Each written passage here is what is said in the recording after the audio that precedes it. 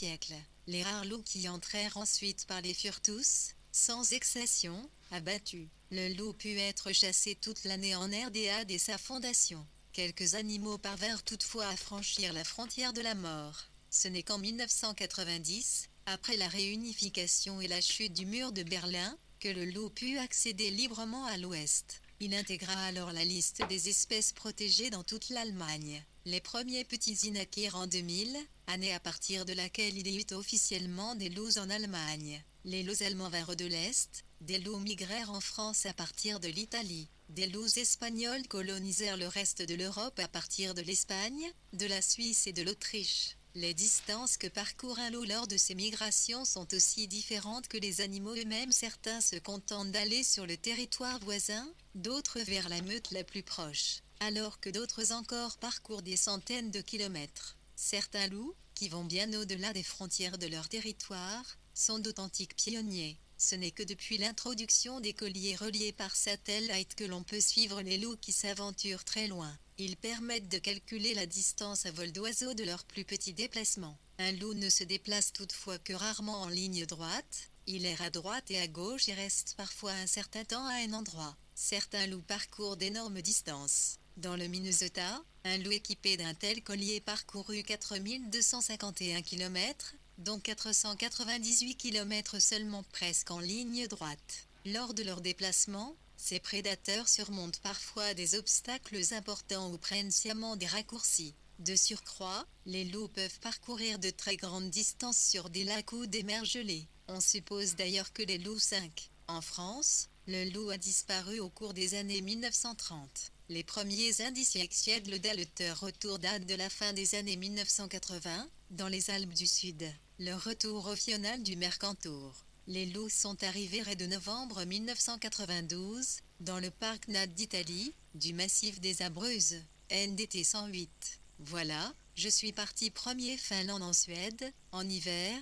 en traversant la mer sont passés. Baltique, 150 km. Les loups qui ont de grandes distances semblent marcher tels amis, s'ils veulent uniquement F précis. On ignore toutefois, FT les distances derrière eux ou s'ils cherchent un environnement masse particulier. Peut-être ici n'ont-ils pas trouvé de partenaires s'accoupler dans leur territoire d'origine ou marchent-ils un certain temps dans une direction quelconque avant de s'installer quelque part. Il est également possible que certains aient, par nature, envie de faire de longs trajets. Le boiteux était de ceux-ci. Le boiteux était le fils du célèbre loup dominant Louis XXI.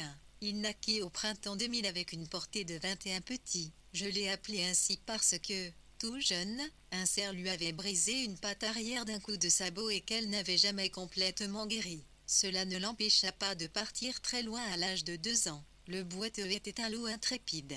Un territoire qu'il aurait aimé revendiquer étant déjà occupé, il partit toujours plus loin vers le sud, jusqu'à l'Utah, où il fut pris au piège par un trappeur. Ce loup boiteux avait parcouru 320 km en seulement 4 semaines. Il fit le trajet du retour confortablement installé dans une caisse des biologistes. Sa meute le reprendrait-elle?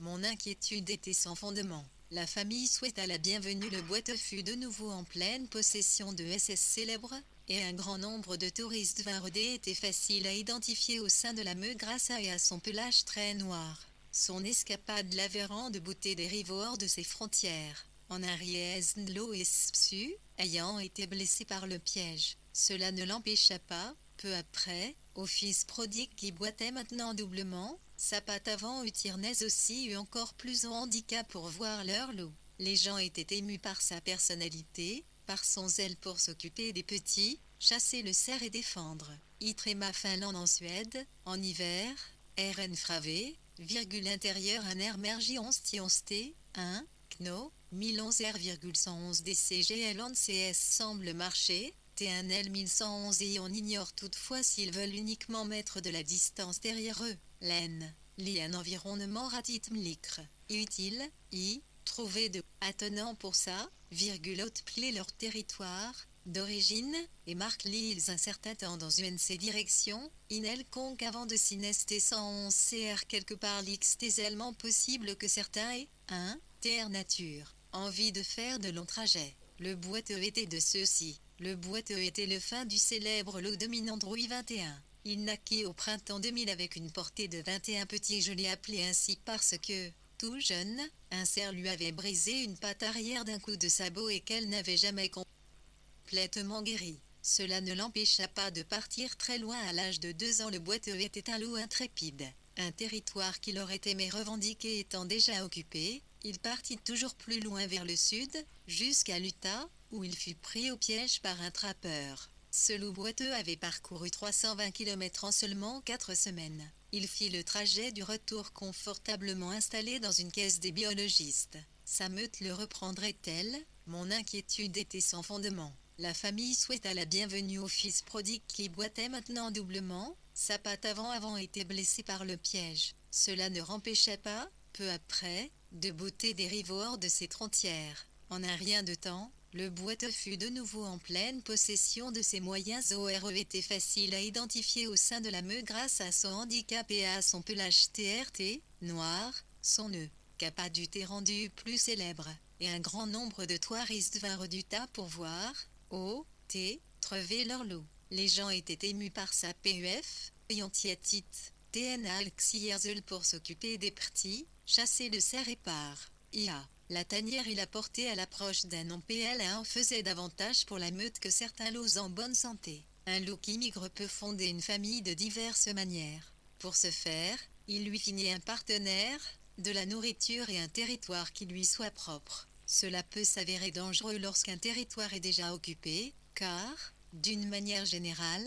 il doit chasser ou tuer le loup qui le colonise, au risque d'être lui-même tué ou blessé. Il peut également, comme Casanova, chercher une partenaire dans une meute étrangère, pour ainsi dire, se glisser dans un nid tout près. Il ne sera toutefois accepté que s'il n'entre pas en concurrence avec le loup dominant pendant le rut. Mais il peut aussi s'installer à la limite d'un territoire existant en espérant y trouver une compagne. Dans l'idéal, il cherche et trouve un territoire qui n'est pas encore occupé par les loups. C'est vraisemblablement ce qui a poussé les premiers loups à migrer de Pologne en Allemagne. Ils sont venus de leur propre initiative et n'ont pas été, comme on l'a souvent entendu dire, réintroduits. Un grand nombre de territoires se libèrent là où le loup peut être chassé, et il est plus facile pour un migrant de s'y installer. Il n'est donc pas si rare que des populations de canidés se régénèrent complètement lorsque la chasse au loup n'y est plus autorisée. Lorsqu'on observe les loups depuis un certain temps, on doit s'attendre à certaines surprises. C'est ainsi qu'en décembre 2002, nous perdîmes une meute entière,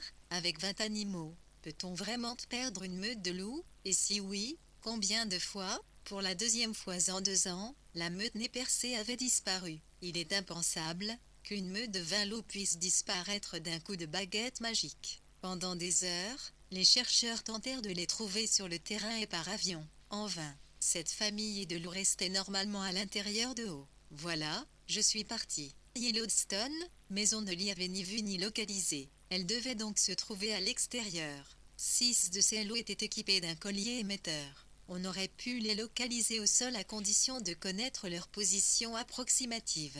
Les colliers ne servaient donc à rien. Il ne restait plus qu'à espérer que quelqu'un les aperçoive et en informe les biologistes. Les loups nez percés avaient des âmes d'aventuriers. C'est ainsi qu'ils avaient disparu de Yellowstone à l'automne 2001 pour réapparaître 200 km plus à l'est, dans l'Idaho. Les loups avaient tué un chien et provoqué un certain émoi pendant quelques jours. Puis ils avaient réintégré Yellowstone et s'étaient installés dans la partie nord du parc. Et voilà qu'un an plus tard ils avaient de nouveau disparu. Les biologistes en cherchèrent la raison. La meute avait, en dernier, vécu sur un territoire déjà occupé par 3 autres familles de loups. De surcroît, la population de cerfs et de bisons avait régressé. L'endroit leur était peut-être devenu trop exigu et la nourriture trop maigre.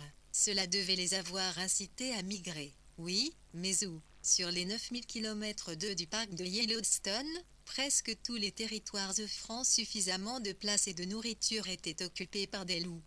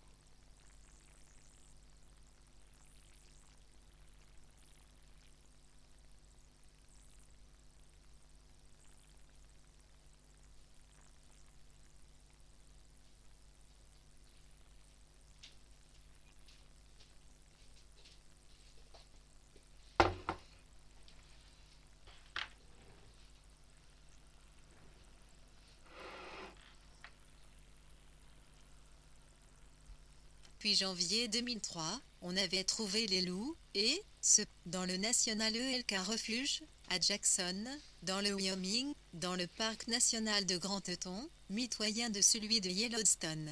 Les biologistes auraient dû y penser tout de suite. Des milliers de cerfs se rendent chaque année dans cette réserve parce que tradition ancestrale et attractions touristiques obligent, ils s'y sont nourris. Les loups avaient découvert ce pays de cocagne pour la première fois en 1999. Les nez percés avaient dû avoir vent de la sagesse des loups chauds et ils s'y étaient rendus. C'est effectivement au cœur de ces refuges qu'on les découvrait à partir d'un avion. L'hiver étant encore doux, les rangers n'avaient pas commencé à nourrir les cerfs, et le loup vivait au cœur du territoire d'une arbre de cerfs. Peut honnêtement leur reprocher de s'être échappés. 2 mois plus tard, à la fin de l'hiver, ils réintégrèrent leur pénate à Yellowstone comme si de rien n'était. Le comportement migratoire du loup fait l'objet de nombreuses études. Le mystère reste entier sur la raison qui pousse un loup à entreprendre de tels voyages si ce n'est ni pour s'accoupler ni pour trouver de la nourriture. On tente d'obtenir une réponse à cette question en les équipant de colliers émetteurs. Je ne sais d'ailleurs pas trop quoi en penser. D'un côté, j'en vois l'utilité pour vérifier, par exemple, si un loup bien précis s'approche sans cesse sciemment des hommes ou d'un élevage. Cela nous permet de l'identifier. J'utilise en outre moi-même la fréquence des colliers pour trouver plus rapidement les loups dans Yellowstone. D'un autre côté, je me dis que ces accessoires massifs équipés de lourdes batteries doivent gêner les animaux et influer sur leur comportement. Certains loups tentent de s'en débarrasser. Je connais au moins 3 meutes dans lesquelles les loups se sont à plusieurs reprises mutuellement libérés des colliers en les tranchant avec leurs dents. Les biologistes crurent trouver la parade en y insérant des plaques métalliques.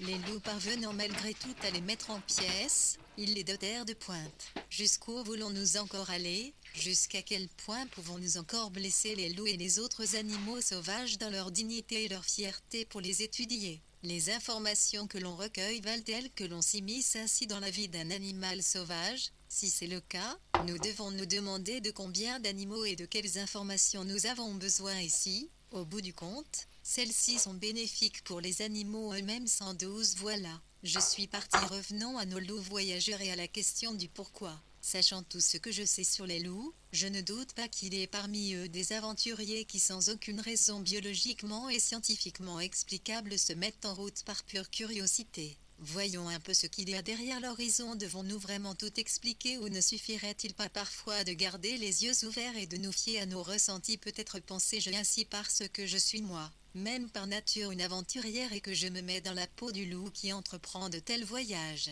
Alan, notre loup allemand, n'est jamais réapparu. On ne parvint plus à le localiser après les derniers signaux émanant de Russie. Il reste à espérer qu'il ait trouvé la bonne partenaire dans sa nouvelle patrie et qu'il ait fondé avec elle une famille et que peut-être, un jour, il prendrait le chemin du retour avec ses enfants. Il y a pourtant tant de choses qui m'exaucent, les plantes, les animaux, les nuages, le jour et la nuit, et l'éternel chez les hommes. Plus je doutais de moi-même, plus croissait en moi le sentiment de parenté avec toutes les choses. 111,11 J et l'une plutôt bons amis. Comment faire une équipe parfaite malgré les différences? Comme beaucoup d'amoureux des loups, je suis venu à eux par le chien. J'ai grandi avec un berger allemand qui, du moins extérieurement, ressemblait à un loup. Axel était un chien de garde bien dressé, il veillait sur moi. Mais il était avant tout un camarade de jeu, un ami et un confident. Je me faufilais souvent dans sa niche et m'endormais contre lui.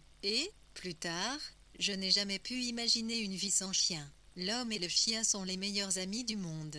Cette proximité sociale et émotionnelle entre deux espèces aussi différentes est certes particulière, mais pas unique. Plus j'observe les loups, et plus ils m'épatent, notamment par les relations qu'ils entretiennent avec d'autres espèces. Leur amitié multimillénaire avec le corbeau en est un exemple. Ces deux I,11 espèces très différentes sont CXT. Le accent grave 21C111C est intelligente et sociable, et elles ont le sang de HI. Elles se partagent certes le travail, triaient aussi une misérable réputation. On pensait autrefois que le loup ne pouvait se sociabiliser qu'avec des congénères. Totalement faux. Pour aussi différents qu'ils puissent être, le loup et le corbeau sont extrêmement liés. Lorsque j'organise des voyages à la rencontre du loup à Yellowstone, j'énumère aux participants les indices auxquels ils doivent faire attention. Regardez exactement comment se comportent les cerfs. S'ils sont paisiblement étendus dans l'herbe et mangent, il n'y a pas de loup à proximité. Par contre, s'ils sont debout, bien serrés les uns contre les autres et qu'ils regardent dans une même direction, vous pouvez être sûr qu'un loup ou un autre prédateur se dirige vers eux. Nous ne cherchons pas directement le loup, mais nous prenons en considération l'environnement dans son intégralité, notamment le comportement des proies potentielles. Un conseil laisse toujours perplexe les participants: si vous cherchez des loups, il vous faut regarder le ciel. J'indique un endroit de la Lamar Valley où une multitude de corbeaux s'envolent et se posent en un balai continu. Un cadavre de biche gît dans l'herbe. Regardez ce qu'il va se passer, dis-je. La biche est encore intacte. La peau et le pelage de l'animal sont trop épais pour que les corbeaux en viennent à bout avec leur bec et leurs serres. Ils ont besoin qu'on les aide. Ces oiseaux très chics souffrent en outre de néophobie, c'est-à-dire qu'ils ont peur de tout ce qui leur est inconnu. Ils ne s'approchent donc que très prudemment de la biche morte. Ils sautillent nerveusement sur le sol, font quelques bonds dans les airs, battent des ailes, donnent un bref coup de bec, s'éloignent de nouveau en sautillant et arpentent les alentours, l'air important de leur costume noir. La comédie continue ainsi jusqu'à ce que le cadavre s'avère être inoffensif et qu'un vieux corbeau se pose dessus. L'animal étant 118 plutôt bons amis décrétés mort, l'un des oiseaux se met à crier. Attiré par son cri, toute la bande arrive à tire d'aile. L'attente est généralement brève. Le cri d'alarme n'est pas tombé dans l'oreille d'un sourd, et quelques loups sortent bientôt de la forêt et ouvrent le cadavre de la biche, pour la plus grande joie de la ribambelle emplumée. Des essais ont prouvé que les corbeaux ne touchaient pas un cadavre d'animal laissé à terre par des hommes. Ils se jettent par contre aussitôt dessus s'ils ont vu des loups tuer une proie. Les loups aussi se méfient d'une proie qu'ils n'ont pas eux-mêmes tuée, et ils préfèrent parfois ne pas la toucher. Le loup et le corbeau ont confiance l'un dans l'autre. Peut-être ont-ils encore dans leur gène le souvenir d'appâts empoisonnés, posés il y a fort longtemps par l'homme, pour éliminer ces indésirables concurrents de chasse. Cette relation repose sur la confiance mutuelle. Bernd Tenrich, un spécialiste des corbeaux, l'explique par une possible fixation génétique. Le loup et le corbeau ont évolué ensemble pendant des millions d'années. Le cri du corbeau signalant une nourriture n'était peut-être à l'origine qu'un cri de frustration, parce qu'il ne parvenait pas à ouvrir seul un animal mort. Un loup qui serait passé par là aurait compris. Ce cri signifie que les corbeaux ont trouvé un cadavre de son côté. Le corbeau comprend quand je pousse ce cri. Le loup vient et mêle. Lorsqu'on observe les corbeaux et les loups évoluer ensemble, on se rend compte que les oiseaux se comportent différemment avec les gros canidés qu'avec, par exemple, les renards et les coyotes. Il semble y avoir entre ces deux espèces un certain niveau de connaissance et de tolérance dont elles profitent toutes les deux. Dans 20% des cas, les corbeaux accompagnent les loups dans leur chasse, c'est-à-dire qu'ils volent au-dessus d'eux ou attendent non loin de là que la chasse soit terminée pour s'inviter au repas. Ils ne le font que dans 3% des cas avec les coyotes. On peut en conclure que le corps captif fuit à la distinction entre un loup et un coyote. Sachant qu'ils ont besoin des loups pour faire d'un cerf un bon repas, les corbeaux restent constamment à proximité des grands carnassiers. Que ceux-ci partent à la chasse, jouent ensemble ou dorment, les corbeaux sont toujours là. Que des loups se mettent à hurler avant de partir à la chasse, et leurs compagnons ailés sont aussi excités que ma chienne labrador lorsqu'elle entend tâter sa gamelle. Pour les corbeaux, ce hurlement signifie que la table va bientôt être servie. La grande bouffe peut commencer dès qu'ils ont tué leur proie. Les corbeaux n'hésitent pas un instant à se jeter dessus au milieu des loups pour voler de la nourriture. Les canidés sont si occupés à se goinfrer de viande qu'ils font tout juste mine de vouloir attraper ces sans gêne, sans toutefois se laisser détourner de leur festin. Il n'en resterait vraisemblablement plus rien le lendemain, même si les loups ne se goinfraient pas comme ça. À lui seul, un corbeau peut avaler, ou cacher pour les périodes de disette à venir, jusqu'à 1 kg de viande. Avec en moyenne 29 corbeaux par proie, on imagine la quantité que cela représente. C'est aussi l'une des raisons pour lesquelles les loups chassent en meute. Ce n'est pas, comme on l'entend si souvent dire, pour pouvoir s'attaquer à des animaux de grande taille, mais pour empêcher les grands prédateurs de profiter de leur proie. C'est la condition pour qu'il reste suffisamment de viande pour la progéniture de la meute. Lorsque les loups font leur sieste digestive, la voie est libre pour les charognards, notamment les coyotes, les pies et les éoles. Un gros cadavre peut ainsi être entièrement dévoré en quelques heures seulement. Prétendre que le loup a besoin de 5 kg de viande par jour est une ineptie. C'est oublier que jusqu'à 15 autres espèces se nourrissent de cadavres.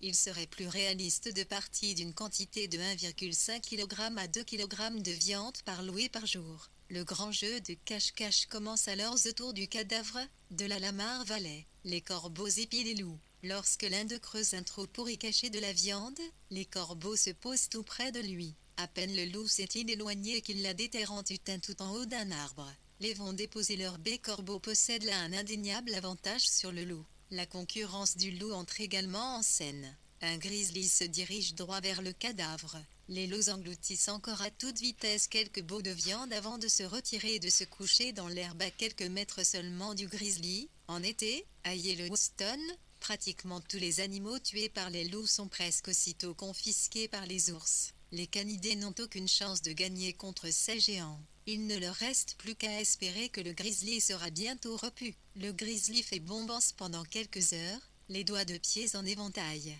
Une vingtaine de corbeaux tentent de lui subtiliser de petits bouts de viande.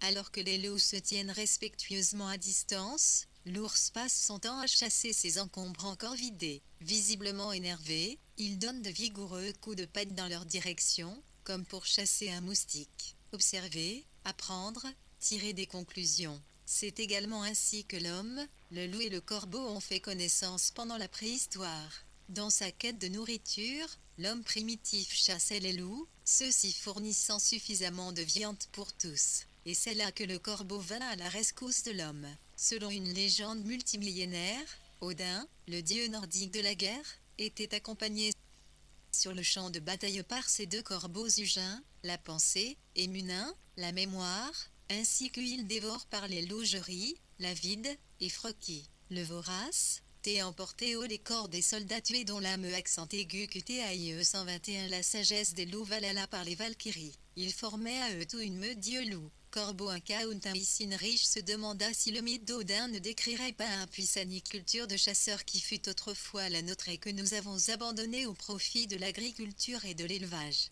Un grand nombre des premiers peuples du Canada et d'Alaska vivaient traditionnellement en clans, qu'ils appelaient du nom des animaux avec lesquels ils se sentaient particulièrement liés. Les hommes qui nourrissaient un sentiment d'appartenance au clan des loups et des corbeaux considéraient ces deux animaux comme des composantes fondamentales de la culture humaine. Aujourd'hui encore, on appelle les corbeaux les yeux du loup. Perchés au sommet d'un arbre, les corbeaux peuvent rapidement identifier un danger. Ils se comprennent entre eux, et se font comprendre du loup, par le biais de cris spécifiques. Les corbeaux émettent quelques 250 sons expressifs différents, et les loups semblent en comprendre un certain nombre.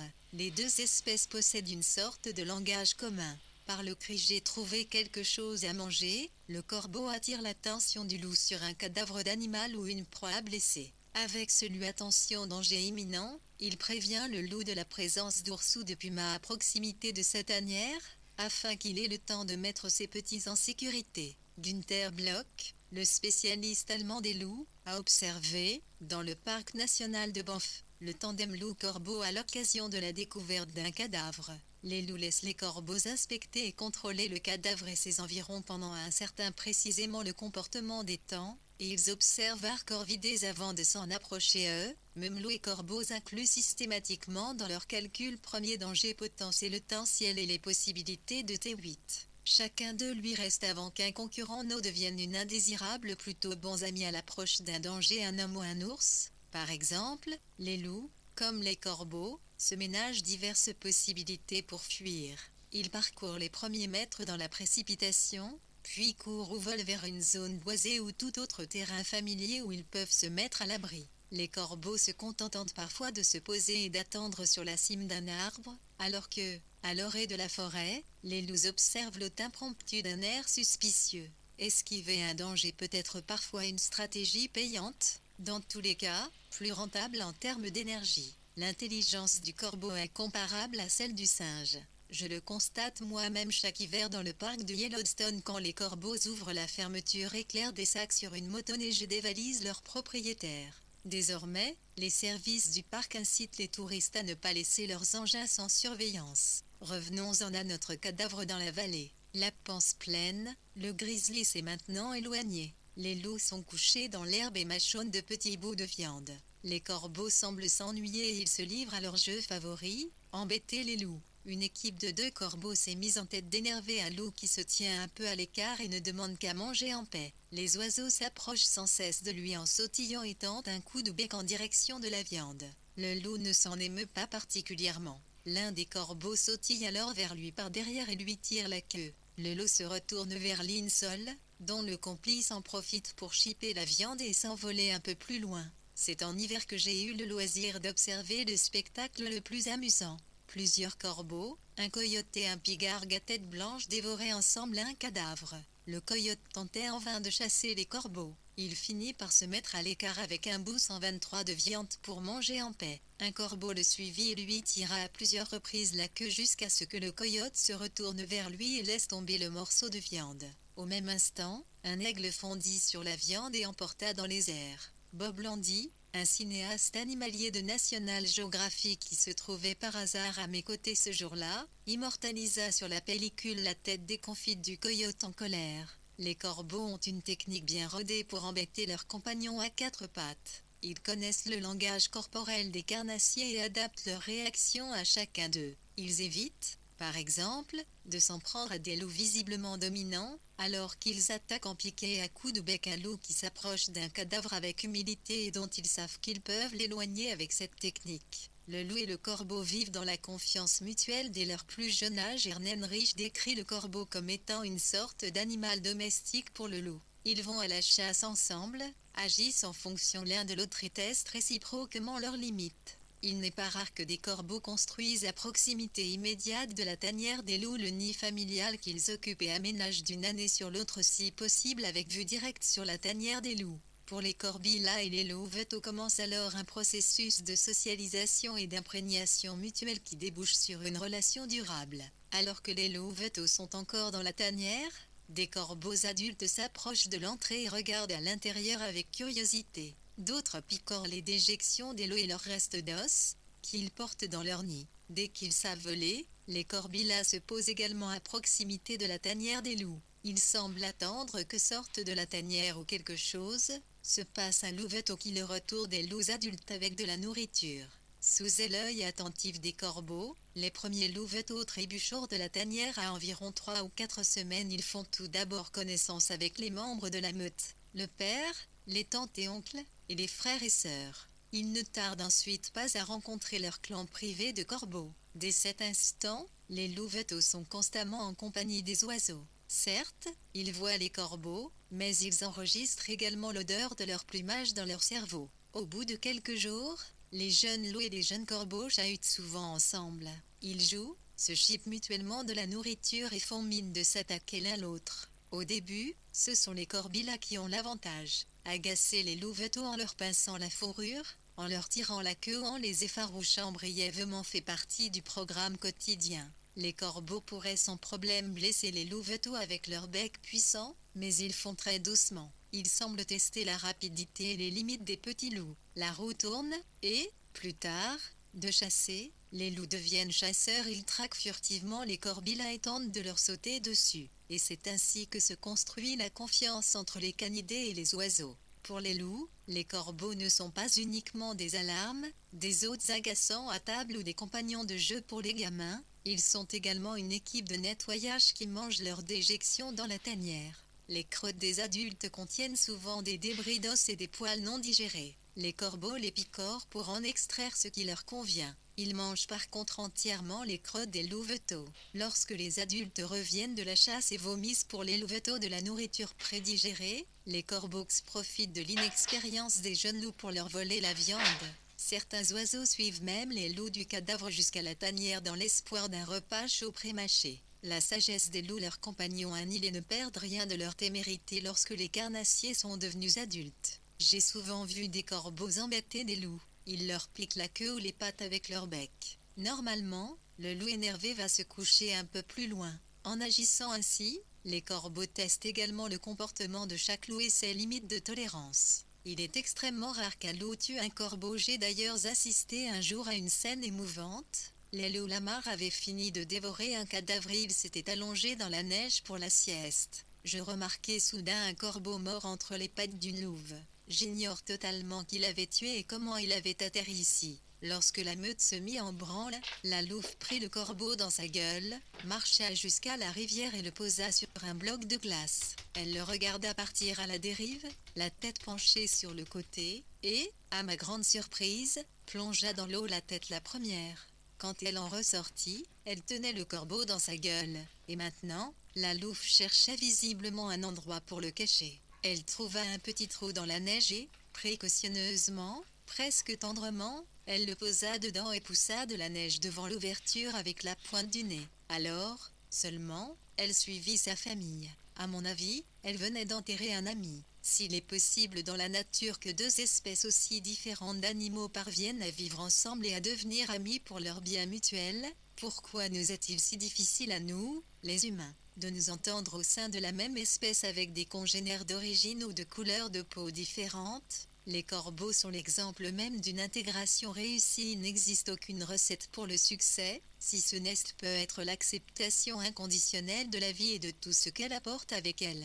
Arthur Rubinstein. La réussite se calcule avec la méthode du loup. L'importance d'établir un plan. Junior avait un grand projet ce jour-là. Pour la première fois de sa vie, il irait chasser seul. Pendant des mois, ses parents l'y avaient préparé. Ils lui avaient montré quand il est important de ne pas faire de bruit, comment on se faufile plus près du gibier et comment on identifie l'animal le plus faible de l'herde, mais aussi quand vient le moment de s'élancer sur lui et de le tuer. Il avait, en outre, très soigneusement observé les adultes et même déjà tué lui-même quelques lapins. Ce jour-là, il se sentait suffisamment courageux pour livrer bataille seul.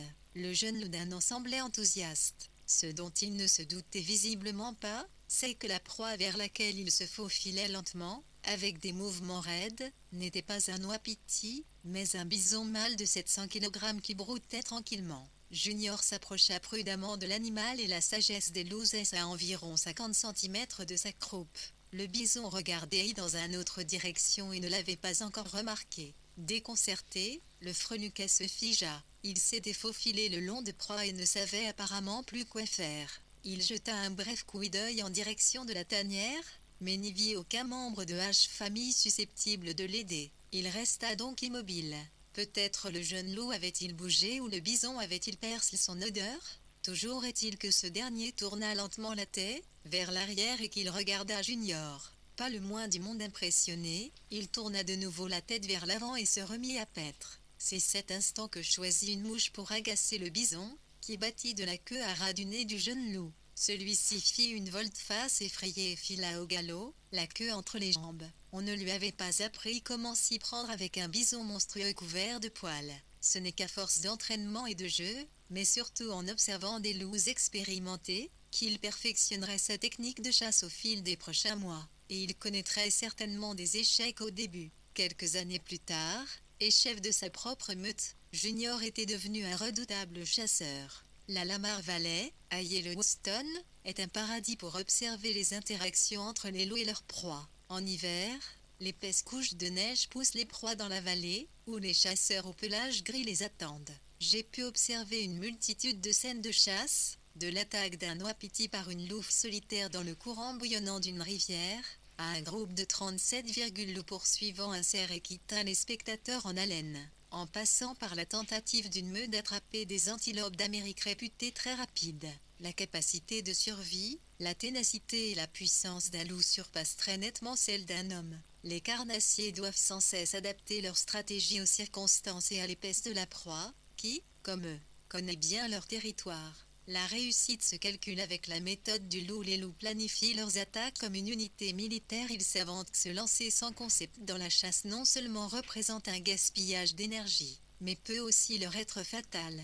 L'évaluation du risque est un facteur déterminant. Le but est de tuer sans se faire tuer. Pour ce faire, les loups observent très exactement leur proie. Ils perçoivent le plus petit changement sur un animal, même s'il ne représente qu'un individu noyé dans la masse de la meute. Ils voient des choses que nous ne remarquons pas nous-mêmes, une boiterie, un essoufflement. C'est au cours de mon stage dans l'enclos à loups du Wolf Park que je m'en rendis compte. Plusieurs meutes de loups y cohabitaient avec une petite arde de bison.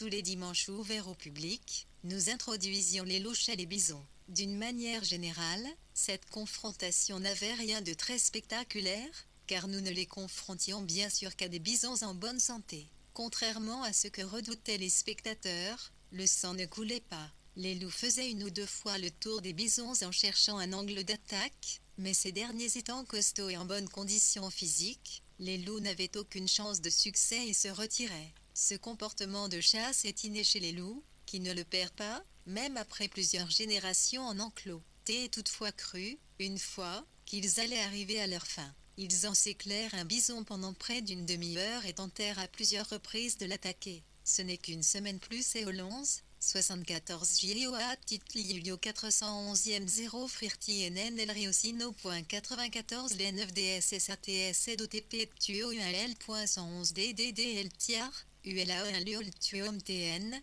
Solet TP Tirk Sahel 1 Suisse Yedi 4 L101 0 à 41 1 1 Ju SC J on sio ARD Col Piques Yoksano Las Losir Sano AOPUSSJOIE Luaros Noche Sol -0 Nruta APR Luo Resen et Siluan Justin et Palapota et la P Roajat ARD Sazien D9 Duos SJDD soit Ampsiol.10 NDS 10 à 0 IPLI 0 J0 BOS. La Mest 4 Estojo 4 No 4 4 UAN et 7 OASA Tutur UCD ANB 14 à 0 la CPED ESO Sao Kalel Puosi No Jaji 4 UATUO Tua Ruani UOTD ITP SUEP Popin 4 UANUXA AO 9 à accent circonflexe ou Otsasa NB Sao Rapid 1 EAP 41 EDXNA P1 1 Suadrlad Nepalora 91 et Alzergi sur plus APDX Osnoch Sajo et Erdasion Pelurge Nola Solu à Soyo à sa 4 PAD Soal Nu 4 A Surge sa virgule 4 ION 4 Snoch Solot Pura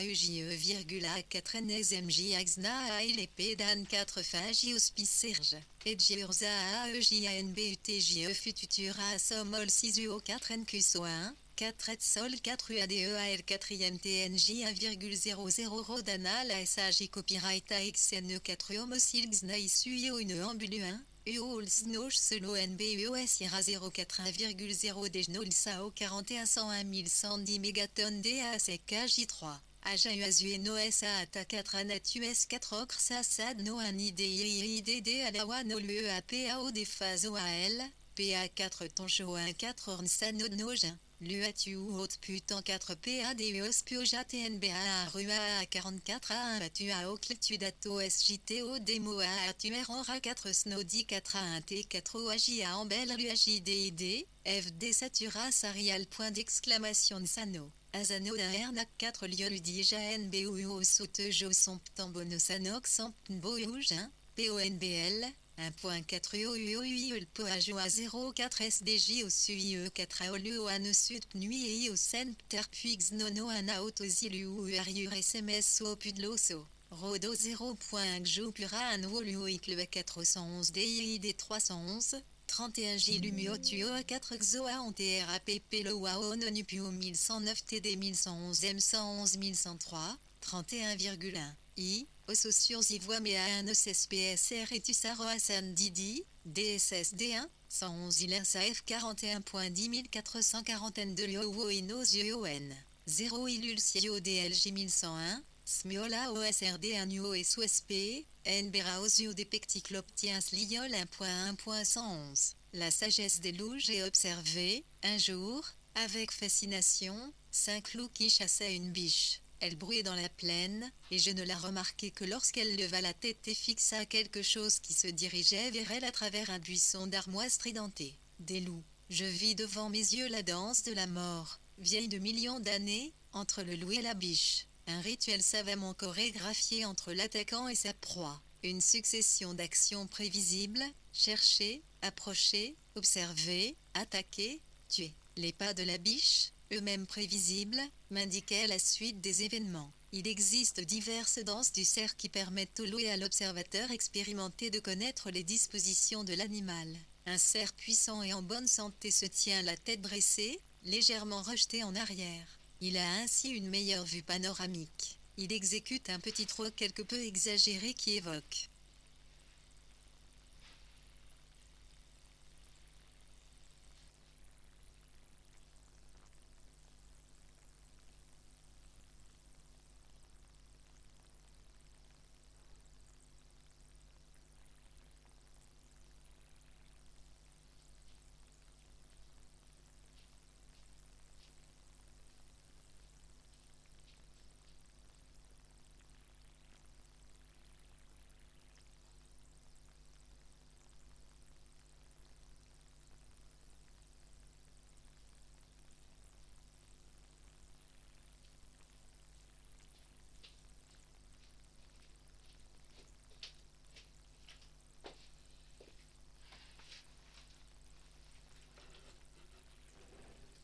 de dire « Tu ne m'auras pas à la danse de leur proie », les loups peuvent déjà estimer leurs chances de succès. Les cerfs restent souvent immobiles après avoir fait la démonstration de leur capacité, et ils s'apprêtent à affronter les attaquants. Ces derniers s'enfuient le plus souvent, refroidis par les sabots meurtriers du cerf. La biche que j'observais partit au triple galop, la tête tendue en avant. Tous les loups partirent à sa poursuite. Normalement, les grandes enjambées d'un cervidé en bonne santé permettent à celui-ci de leur échapper. Mais cet animal n'était pas en bonne santé. Les loups le rattrapèrent bientôt, coururent à ses côtés, et les lui sautèrent à la gorge et sur les flancs. La biche parvint à s'en débarrasser et donna de vigoureux coups de sabot à l'un des assaillants. Celui-ci roula dans la neige, se releva et repartit de plus belle.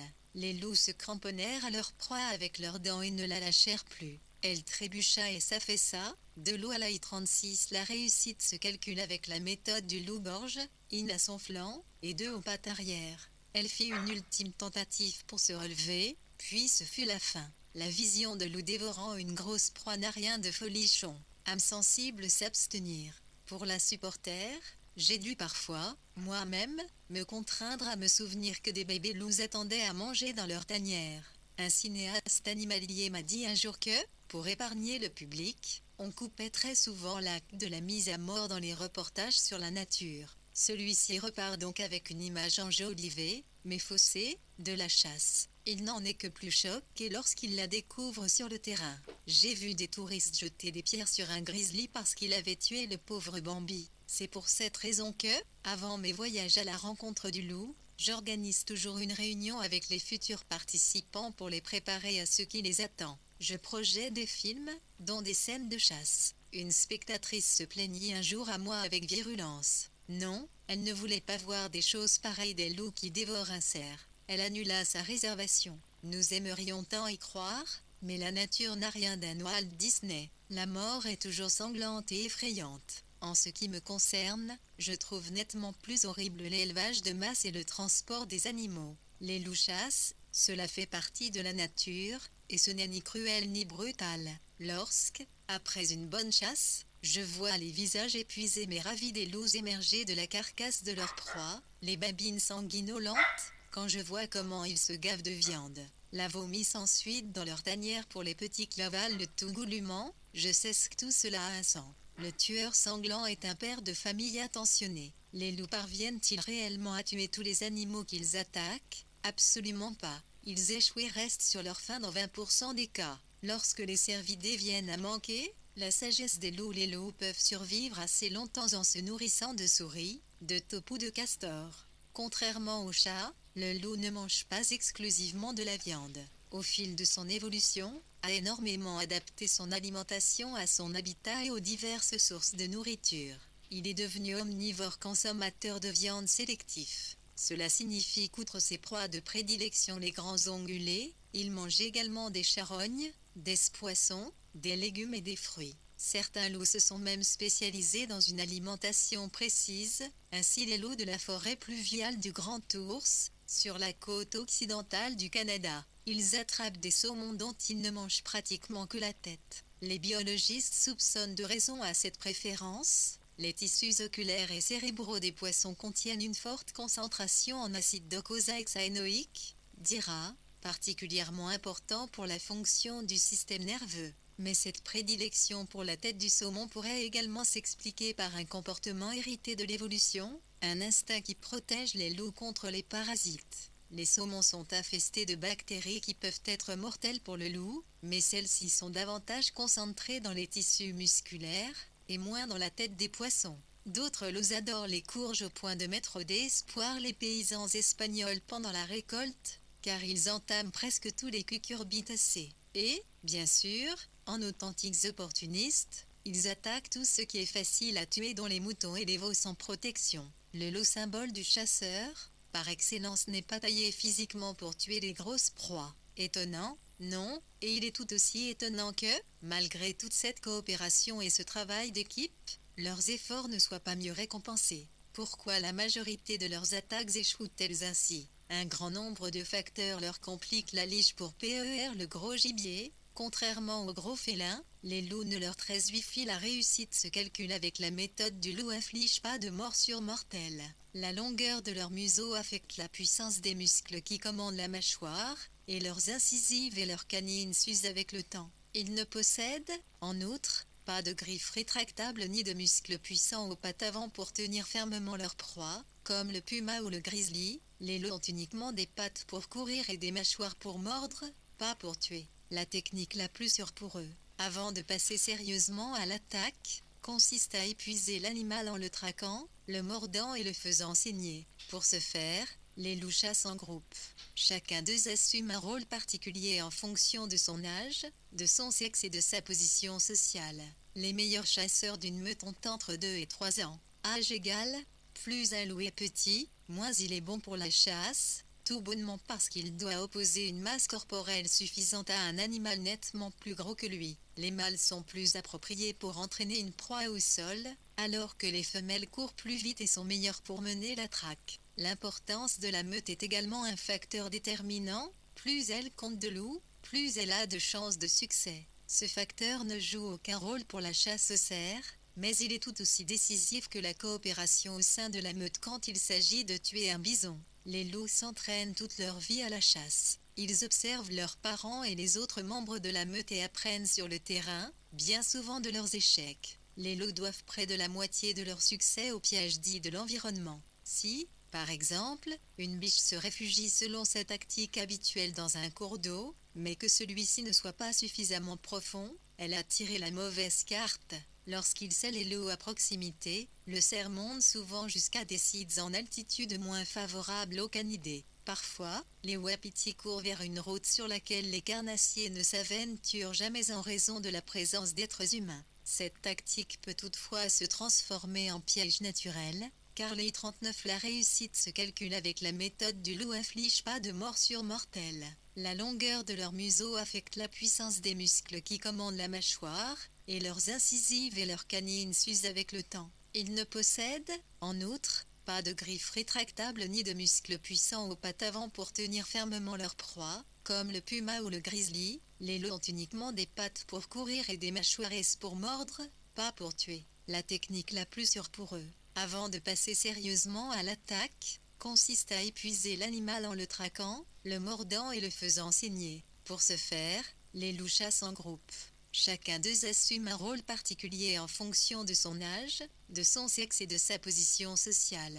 Les meilleurs chasseurs d'une meute ont entre 2 et 3 ans. Âge égal, plus un loup est petit, moins il est bon pour la chasse, tout bonnement parce qu'il doit opposer une masse corporelle suffisante à un animal nettement plus gros que lui. Les mâles sont plus appropriés pour entraîner une proie au sol, alors que les femelles courent plus vite et sont meilleures pour mener la traque. L'importance de la meute est également un facteur déterminant. Plus elle compte de loups, plus elle a de chances de succès. Ce facteur ne joue aucun rôle pour la chasse au cerf, mais il est tout aussi décisif que la coopération au sein de la meute quand il s'agit de tuer un bison. Les loups s'entraînent toute leur vie à la chasse. Ils observent leurs parents et les autres membres de la meute et apprennent sur le terrain, bien souvent de leurs échecs. Les loups doivent près de la moitié de leur succès au piège dit de l'environnement. Si, par exemple, une biche se réfugie selon sa tactique habituelle dans un cours d'eau, mais que celui-ci ne soit pas suffisamment profond, elle a tiré la mauvaise carte.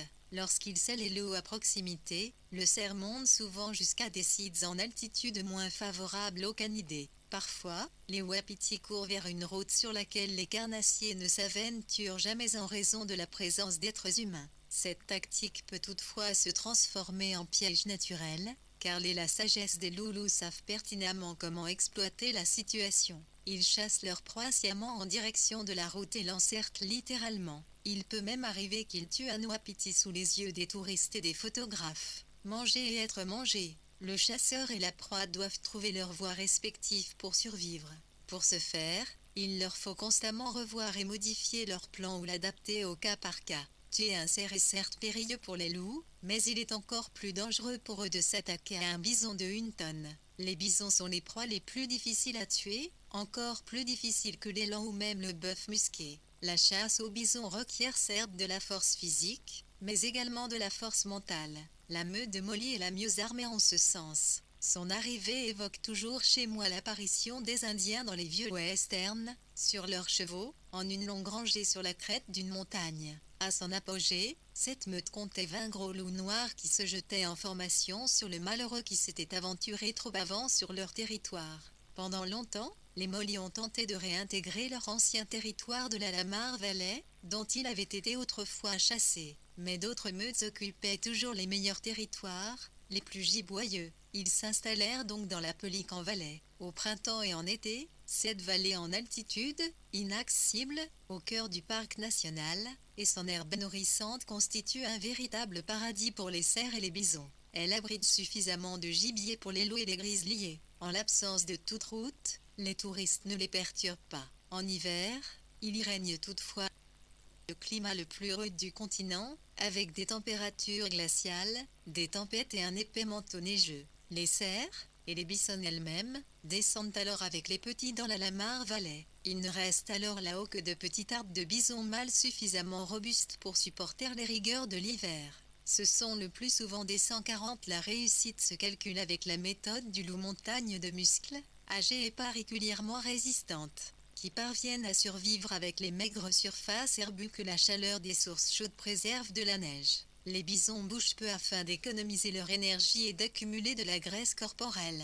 Pour un loup, un bison, même faible, représente déjà un énorme défi. Il fallut plusieurs hivers aux Molis dans la Pelican Valley pour mettre au point une stratégie appropriée. Soumis aux mêmes conditions difficiles que leurs proies, ils devinrent de parfaits chasseurs de bisons. Leur technique singulière relève d'une grande intelligence. Lorsque des bisons sont attaqués, ils ne fuient pas, mais restent sur place, et les loups ont horreur de ça, parce que les bisons sont nettement plus aptes à se défendre ainsi, en balançant leur imposante tête face à l'assaillant. Si ce dernier l'attaque de côté, le bison se retourne en un éclair. Une attaque directe est pratiquement impossible, car les animaux se défendent en groupe. Ils forment un cercle imprenable, avec les femelles et les petits au centre. Ils ne sont vulnérables que lorsqu'ils marchent l'un derrière l'autre dans la neige profonde. Le loup doit donc tirer profit de l'environnement. Pour manger, les bisons se retirent sur des collines où le vent a balayé la neige ou à des endroits où la chaleur de la terre la fait fondre. S'il y a des loups à proximité, ils restent sur ces surfaces déneigées et ne bougent que très peu, pour économiser leur précieuse énergie. Ils ne se permettent de petits déplacements qu'en l'absence des carnassiers. Mais les bisons ont du mal à se défendre quand ils sont pris dans les congères entre les collines. C'est précisément là que le loup passe à l'attaque. La meute de Molly tue l'un de ces gros herbivores tous les 5 à 6 jours dans la Pelican Valley. Le biologiste à la tête du projet des loups filma un jour 8 loups en train d'attaquer un bison. Avant de mourir, celui-ci parvint à tuer une louve de 10 mois pesant 55 kg et à en projeter 2 autres dans les airs avec 141. La sagesse des loups ses cornes. La louve dominante fut également blessée et boite énormément depuis ce jour. Seuls des loups extrêmement endurcis peuvent survivre à un combat forcené avec un bison. Lorsque les biologistes attrapèrent quelques Molis pour leur mettre un collier émetteur, 2 jeunes loups d'1 an pesaient déjà pratiquement 70 kg chacun. Un biologiste, Dan McNulty, filma un jour un combat spectaculaire entre 14 loups de la meute de Molly et un seul bison mâle. Ils entraînaient sans cesse le bison vers la neige profonde, lui sautaient sur le dos et lui arrachaient avec les dents de gros morceaux de chair. Le bison parvenait à se débarrasser d'eux et balançait la tête à droite et à gauche dans l'espoir d'encorner un attaquant. Les loups et le bison se faisaient de plus en plus faibles au fil de l'affrontement. Les loups n'abandonnèrent pas la partie, et le bison perdit. L'homme s'est vraisemblablement inspiré de la stratégie des loups pour tuer une proie dans un environnement difficile. Un jour, l'homme primitif remarqua sa similitude avec les loups, tous deux étaient des carnivores, chassaient en groupes organisés et se partageaient le travail entre eux. Ils pesaient tous deux approximativement le même poids, et leur proie de prédilection étaient les gros herbivores. Et tous deux parvenaient à tuer des proies plus rapides et plus grosses qu'eux au prix d'un effort court mais intense, grâce à une stratégie élaborée. Bien que l'homme et le loup n'aient aucune parenté génétique, les loups nous donnent des indications sur la manière dont vécurent peut-être autrefois les communautés de chasseurs. Hommes et loups chassaient, mangeaient, se sociabilisaient, s'organisaient et exécutaient des rituels de manière identique. Et nous vivons aujourd'hui encore dans le même écosystème et avons maintenu une balance biologique similaire. Les scientifiques parlent de ce fait désormais d'une coévolution du loup et de l'homme thème de la manière litirim s'il ne ms mollisson l'exeplefiant misérable, u, filla étant a, n regi et eu leur partie. L'une situe à la réussite ce calcul avec la méthode du loup plan approprié, dont les territoires qui leur auraient élaborant un p. Ont-elles levé ocule et patte au ciel en ce plaid convenu état, liant et enjagnant combien le monde est injuste, deux possibilités s'offraient à eux, combattre les autres meutes pour gagner un territoire, au risque d'enregistrer des blessés dans leurs troupes, ou chercher une proie de substitution et un nouveau territoire. Ils ont opté pour la seconde solution. La niche qu'ils avaient trouvée n'était ni la plus simple ni la moins dangereuse, mais elle a fait de la meute la plus puissante et la plus redoutée de Yellowstone. Lorsqu'on observe les loups, il faut constamment s'attendre à des surprises, dont certaines sont dignes d'un bon scénario de polar.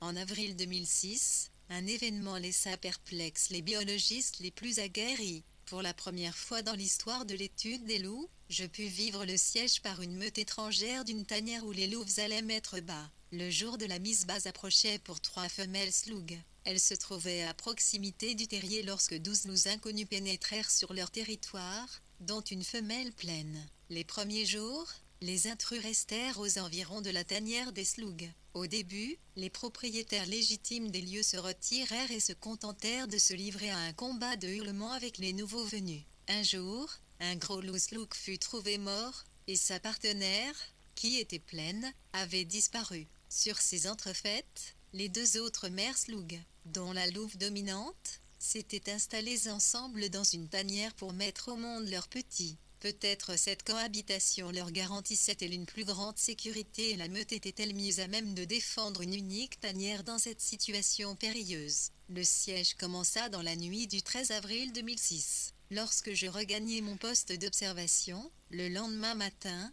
je vis une huve des assaillants couchés autour, la tanière des slougs. Il devait TTSD, 1.1011.intelli. ITS 1.4 La sagesse des loups avoir conquis le territoire pendant la nuit. Tous s'intéressaient de très près à la tanière où les femelles avaient mis bas. Ils enfonçaient les uns après les autres la tête à l'intérieur, mais battaient très vite en retraite. Grâce aux signaux, leur collier, nous savions qu'il y avait dans ce terrier les 2 mères et leurs nouveau-nés, mais également une 3e louve. La situation était gravissime pour les louves, les petites têtes de bon appétit. Leurs mères étant prisonnières dans le terrier, ils ne survivraient pas longtemps. La femelle pleine étrangère tenta à plusieurs reprises de pénétrer dans le terrier, mais elle fut chaque fois repoussée à coups de dents. La meute fit le siège pendant 13 jours. Les mères ne pouvant pas fournir suffisamment de lait faute de nourriture, leurs bébés moururent. La maigre pitance qu'un loup d'1 an parvenait parfois à